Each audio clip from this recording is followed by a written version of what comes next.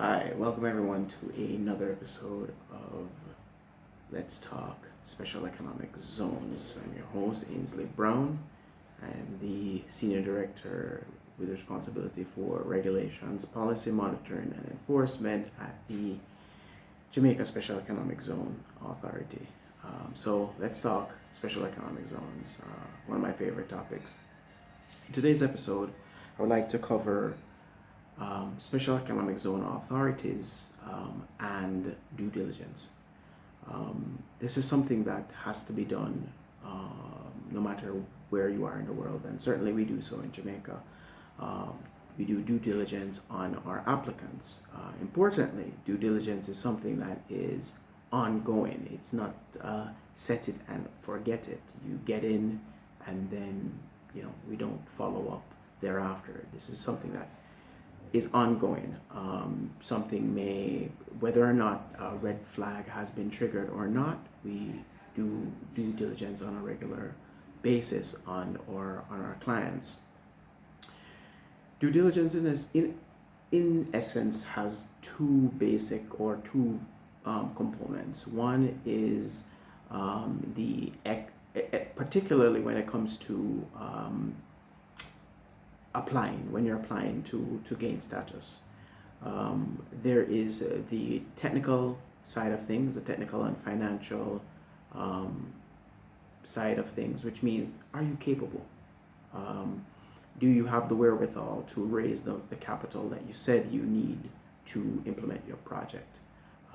Do you have the competencies or can purchase the competencies required to execute your project successfully?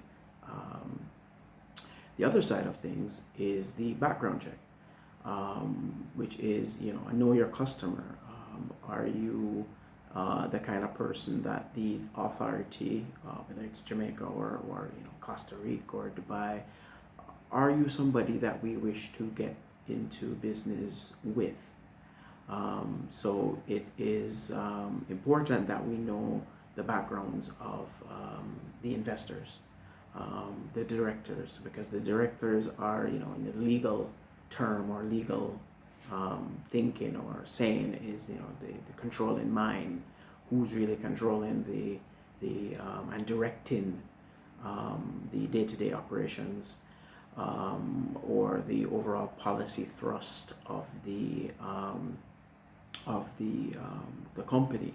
So you look to the directors, of course, and we would want to know what the backgrounds of these individuals are.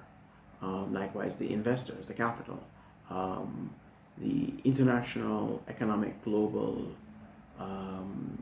governance structure that we have in place with institutions such as the World Trade Organization, World Customs Organization, the OECD, IMF, World Bank, all of those institutions, particularly when it comes to anti-money laundering and or the financing of terrorism, and also base erosion and profit shifting of taxes. These things become of paramount importance, and that's why due diligence is there. Due diligence is not perfect. Nobody's perfect. No system is perfect. But it's important that appropriate checks and balances are put in place and mitigating strategies put in place to ensure that we, as best as possible, and I know for a fact that Jamaica has this in place, and it's something that we work on almost daily to improve, borrowing, adopting and adapting best practices from around the world to see how best we can mitigate. And also we coordinate with the Jamaica Special Economic Zone Authority with other government agencies across the board, investigative agencies, other regulatory bodies, to ensure that there's a certain degree of information sharing